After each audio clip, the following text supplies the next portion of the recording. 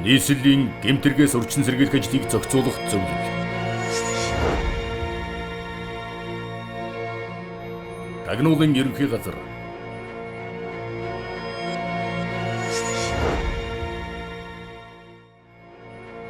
Цагдаагийн ерөнхий газар.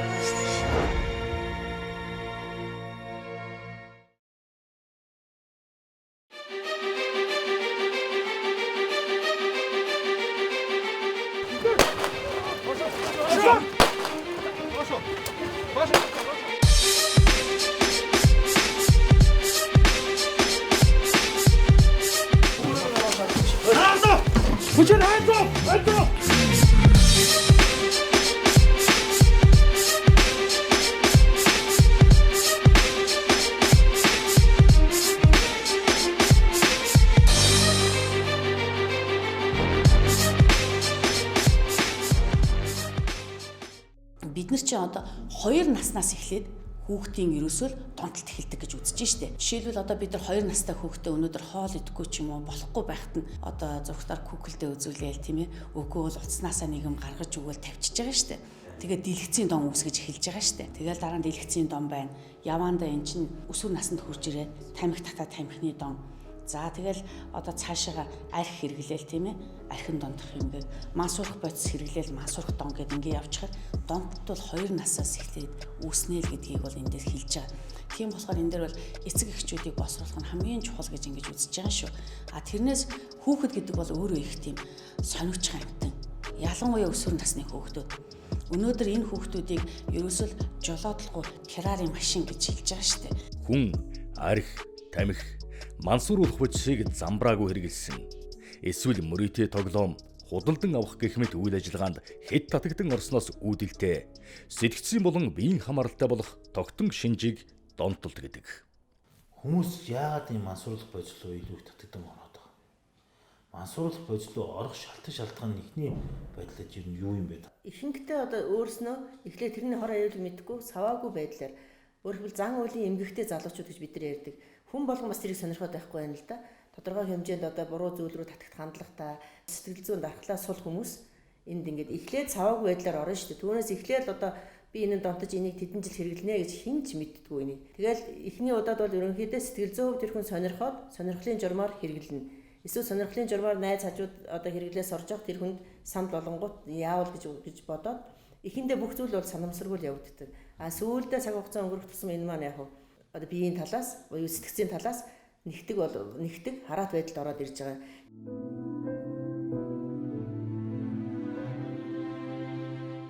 За задлаад яриад үзэхэд энэ үндсэндээ яг бие хүний одоо нийгэмд эзлэх байр суурь байна, бусдад харьцах хандлага гэдэг төлөвлөсөн одоо хүмүүжил байна л да.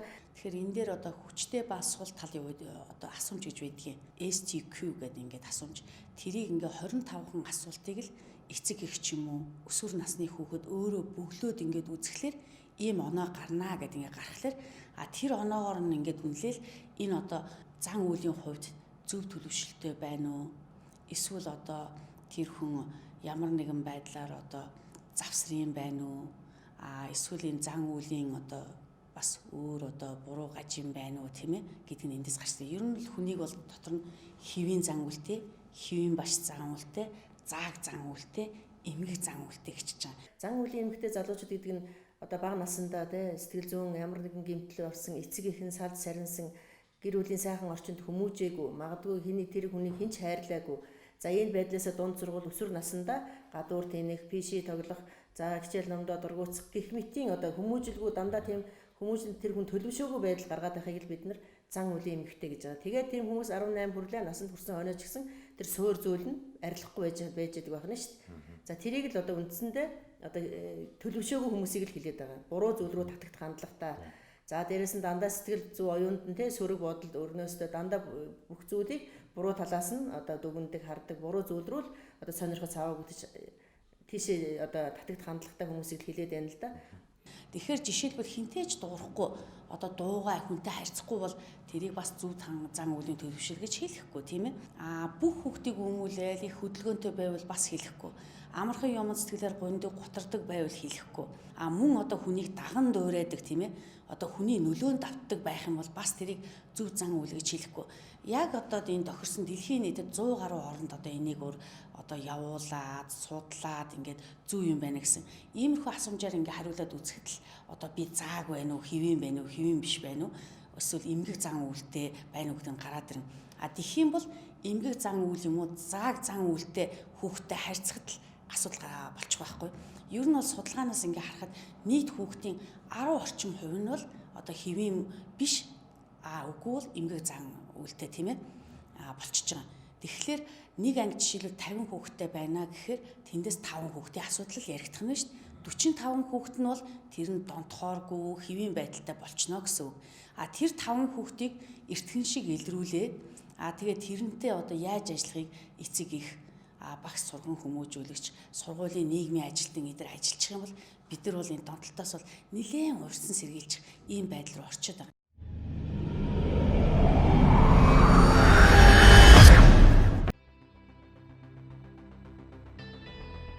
Мансууруулах бодис буюу хар тамхины донтолт нь мансууруулах бодисын эсрэг тэмцэж өөртөө хяналт тавих чадвараа алдах, өгүүлэг шинж бий болж сэтгцийг хараат байдал үүсэх, бие махбод хямран доройтож хэрэглэхгүй байж чадахгүй болох гэсэн хам шинжүүдийн нийлбэр юм. За хар тамхи мансууруулах бодис буюу одоо эмнэлгийн нэршлэр бол сэтгц идэвхт бодис гэж ярьдаг. Энэ бодис нь болохоор хүнд сонгомлоор хүний уурга тархийг бол сонгомлоор гэмтээдэг. Уурга тархинда гэмтээснээр бидний одоо эрүүл сэтгхүүг, эрүүл мэдрэмжийг үгүйх хийж тийм ээ гаж буруу сэтгэлгээ бий болгож яадаг. Энэгээрээ бол нэг удаагийн хэрэглэгэрч хамааралд оруулж тасан зохицох ийм процесст хүнийг оруулдаг юм бодисуд байгаа. Тэгэхээр энийг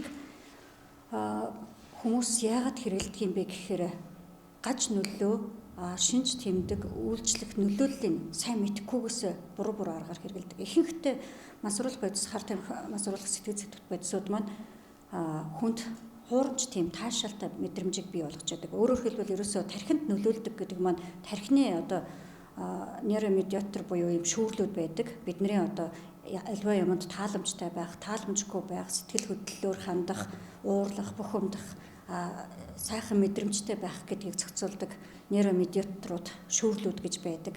Энэ шүүрлийн маань ялангуяа дофамин гэж шүүрэл байдаг. Энэ шүүрлийн ялгарлтыг маш их хэмжээгээр ихсгэж өгдөг учраас хүнд хуурамч тийм тааламжтай байдлуудыг бий болгож өгöd байдаг.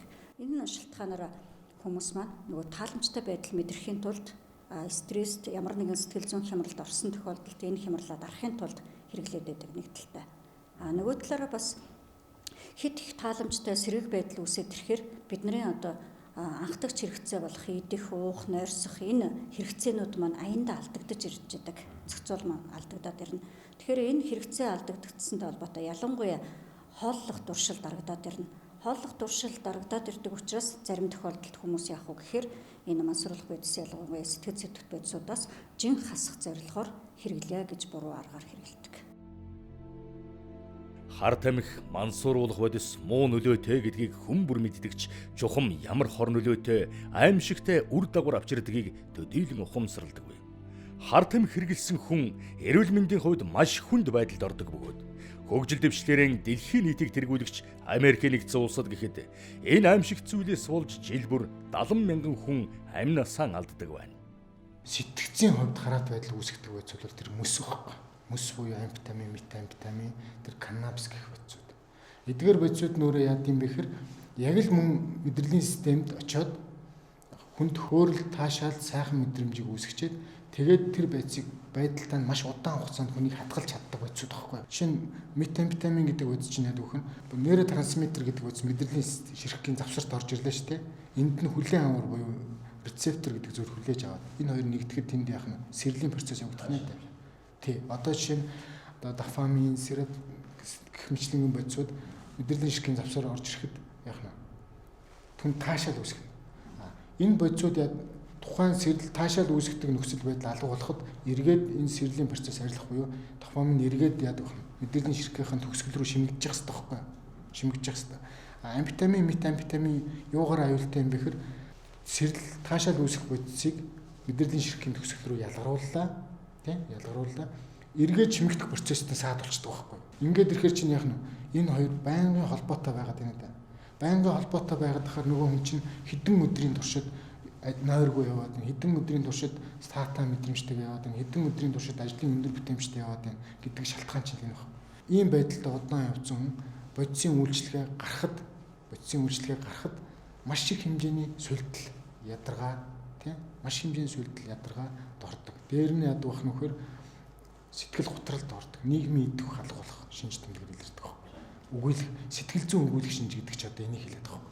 Тэр нь энэ бодисууд нь яд бах нөхөр удаан хугацаанд мэдрэлийн хэсийг маш өндөр удаан хугацаанд ингээд сэрэмтгэ байлгаад ахаар яд маш удаан хугацаанд сэрэмтгэ байсан хэсүүд маш их хурд хугацаанд сүнэрэлд ордог. Энергийн зүтгэл бодисын солилцооны нутагтлаас маш их хугацаанд богино хугацаанд сүнэрэлд ордог учраас тархины эдисийг маш их хэмжээгээр гэмтээдэг. Төдий чинээгээр тэр хүнд тархины эдисийн сүнэрлэх байхаараар тухайн бодисгүйгээр одоо тухайн бодисыг өгүүлэх шинж тэмдэглээ твчих чадвар нь буурч идэг байхгүй. Буурч идэг. Ингээл тэр хүн маш их хэмжээний одоо донтолтын гүн хэлбэрт аюу хурд орчдөг байсан бол хүмүүс буюу метамфетамин гэдэг байна. Түүнчлэн мансууруулах бодист донтогчийн гоо сайхан алдагдаж, гадна төрх гундан өтлөх шинж хурдасдаг. Нүд нь улаан, нулимс байн гойжоо зогсохгүй, харах, үнэрлэх, сонсох мэдрэхүйн доголдолтой болж шим тэжээлийн дутагдалд орон туурж итсэн нүднээс гардаг. Нүүрэн дээр нь эдээт бижрүүнүүд гарч, арьсан өвчин харлаж, хизээч арилахгүй толбо тогтохоос гадна үсэн унаж, өнгөлөг чанараан алдан, дуу хоолойн сөөж өнгөхгүй болдог байна. Зан үйлийн хувьд бол мэдээж хэрэг тэр хүн бол сэтгэл санааны хувьд бол маш их олон сэтгцийн өөрчлөлттэй болдог. Айдастай, дүгшүүртэй, нойргүй, за тэгээд солио оролтой, хий үзэгдэл, дэмэрэлтэй сэтгцийн өөрчлөлт болно. А тэр хүн бие хүний хувьд бол бие хүн өөрийгөө авч явж чаддаг байсан бол одоо хувь хүний бие хүний зан чанарын өөрчлөлт гараад нөгөө нэг сайхан хичээл сурлагадаа сайн байдаг хөх чинь хичээлээ тасалдаг.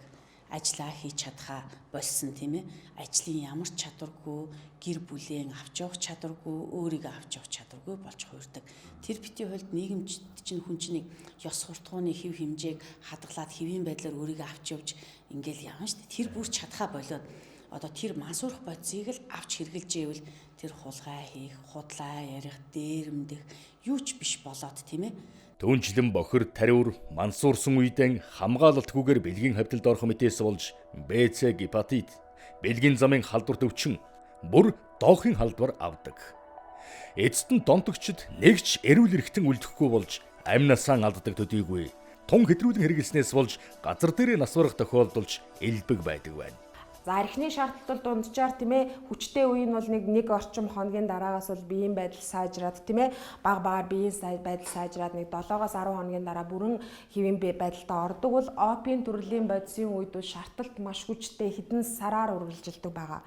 Хүчтэй шаардлагатынхан байдал нь бол ерөнхийдөө дунджаар сар орчим маш хүчтэй үргэлжилнэ. Шаардлагын хэлбэр нь маш хүчтэй байдаг байгаа. Өвдөлтүүд маш хүчтэй өгнө, гүйлэгдэг, суулгадаг, биеийн талын зовиорууд маш хүчтэй илэрдэг. Энэ байдал нь өөрөө маш удаан хугацаагаар үргэлжилдэг, хэдэн сараар үргэлжилдэг байгаа.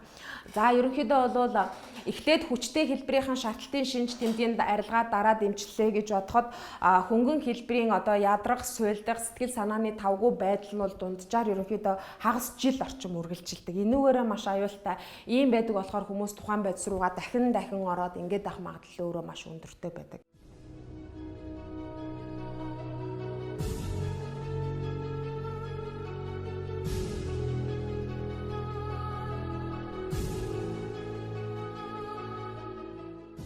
Манай улсын мансууруулах бодистой холбоотой статистикийн тоо баримтууд гэрлийн хурдаар өсөж байгаа бөгөөд 2018 онд гэхэд мансууруулах эм сэтгцэд нөлөөт бодистой холбоотой 199 хэрэг бүртгэгдэн 412 хүн холбогджээ.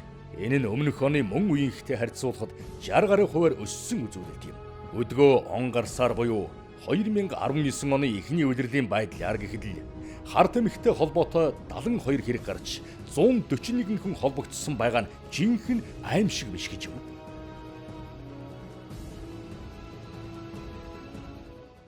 Тэгэхээр дэлхийн өндөр хөгжилтэй улс орнууд ер нь бол одоо бас энэ юугаар 20-од орныг газар дээр нууцад туршлагыг бол судалсан байгаа. Бодлогын хэмжээнд ажиллаж байгаа. Тэгэхээр мансуурал бол эмчилэгдэнэ гэдэг бол үнэхэрийн асуудалтай. Дондох эмгэгтэй хүний эмчилгээний одоо үр дүн 3-5% байна гэж байгаа. 100 хүн эмчилгээнд ороход 95% нь бол огт эмчлэгдэхгүй байгаа. Тэр эмчилж байгаа одоо бодисыг болохоор хүмүүс юу гэж бодож байгаа нэхэр мансуурах бодисыг ингээд хэрэглэхэд ямар нэгэн ийм одоо бодис хэрэглээд бид нар өнөөдөр хатхаанаасаа юм ханиаднаасаа салчиж байгаа шүү дээ. Тэрнтэй ижилхэн бас нэг бодис хэрэглээд гарчна гэж боддог. Тэр бол үгүй юм байна лээ. Одоо жишээлбэл дэлхийн нийтэд 560 гаруй мансууруулах одоо сэтгэл зүйтэхт юм бодис байна гэхэд ганцхан опиоид гэдэг бодисын одоо тийм ээ хорыг одоо сааргамжуулах, орлуулах эмчилгээ метадон гэдэг ингээл юм байна. Бусад эмд нь ямар ч эмчилгээ байхгүй.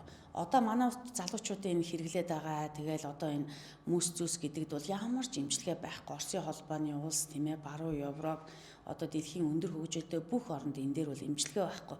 Ганцхан эмчилгээ юу байна гэхээр тэр хүмүүс өөртөө туслах бүлэг сэтгэл зүүн сэтгэл заслын одоо програм хөтөлбөрт насан туршдаа явах эхний одоо 3 сар тийм ээ 28 хоногийн 3 сарын 6 сарын гэдэг хөтөлбөрүүдэд тасралтгүй явах хөтөлбөр л байна. Тэгээ энэ хөтөлбөрдөө бол насан туршдаа явна. Ар гэрийнх нь бас өөртөө туслах бүлгийн ийм сэтгэл зүүн одоо сургалт хөтөлбөрт л явах хөтөлбөр байгаа. Тэрийг л эмчилгээ гэж хэлж байгаа. Нэгдүгээр шатны эмчилгээ, хоёрдугаар шатны эмчилгээ гэд ийм л эмчилгээ байна шүү дээ. Тэрнээс биш эм тариагаар өнөөдөр эмчлэх юм бол ерөөсөө алга. Ихэнх одоо тэгээ мансууруулах бодис чинь бас маш их хуурж гэн, өөрчлөгдөж гэн. Өнөөдөр эмээс илүүгээр синтетик бодисуудыг энэ үйлдвэрлэгч нар үйлдвэрлэж гэн, хурдтай өөрчлөгдөж гэн. Тэрийг дагаж бол одоо эрүүл мэндийн салбар одоо эм үйлдвэрлэл гүйцэхгүй байгаа. Тийм учраас энэ бодисыг бол ер нь бол эмээр эмчилнэ гэж ерөөсөө байхгүй. Манай монголчуудын бас нэг онцлог байдаг л да. Ерөнхийдөө л нэг өөрөө хичээхгүйгээр эмч мэрэгчлэлтийн юмыг эмчилчихнэ гэж бодоод байдаг. Тэгтэл тэр хүн болов шүү дээ тийм ээ. Өдөр тутам сургалтын хөтөлбөрт явагдаад 7 хоногт 2-3 удаа яваад насан туршдаа явж ээж энэ мансуурах бодисоос өнөөдөр салнаа гэсэн ийм л хөтөлбөр байгаа. Сэтгцийн эрүүл мэндийн үндэсний төвөр гэхэд сүүлийн 5 жилд мансууруулах бодис донтсон 223 хүн хандан эмчилгээ хийлгүүлсэн ба 2018 оны байдлаар 52 донтогч үйлчлүүлсэн байна. Хэдий мансууруулах бодисын донтолтоос ангижрах магадлал бага байдагч хувь хүн өөрөө ухамсарлаж үнэн санаанаас хичээвэл боломжгүй зүйл огт биш билээ. Өнөөдөр манай эмнэлэг дээр хурж ирээд тусламж авахд бид нар тусламжаа өгнө. Бид нар цагдаад мэддэхгүй ч өгсөн болно. Тэгээд өглөө гэхээр бид нар эмнэлэгт ирж байгаа хүн чинь регистрийн дугаараараа овг нэрээр бүртгэдээд журнал ингээд нээгдээд тийм ээ ингээд явцдаг. Захимд бүртгэдээд явцдаг. Тэгэхээр бид нар энэтэй холбоотой хид хідэн тусламж үйлчлэгээ нээсэн. Хүүхэд залуучууд хөгжлийн газар байгаа шүү дээ. Тэрэн дээр бид нар нэг эмчийн сэтгэл зүйн дээр судлагдсан байгаа. Тэгэхээр тэр эмч дээр өглөө 9-өөс 15 цагийн хооронд яваад очиход тэр эмч нэр хаяггүйгээр зөвлөгөө өгнө. Тэрэндээ бол 21 настай залуу зөвлөгөө аваад ирвэл гэж тэн дээр бүртгэгдэнэ.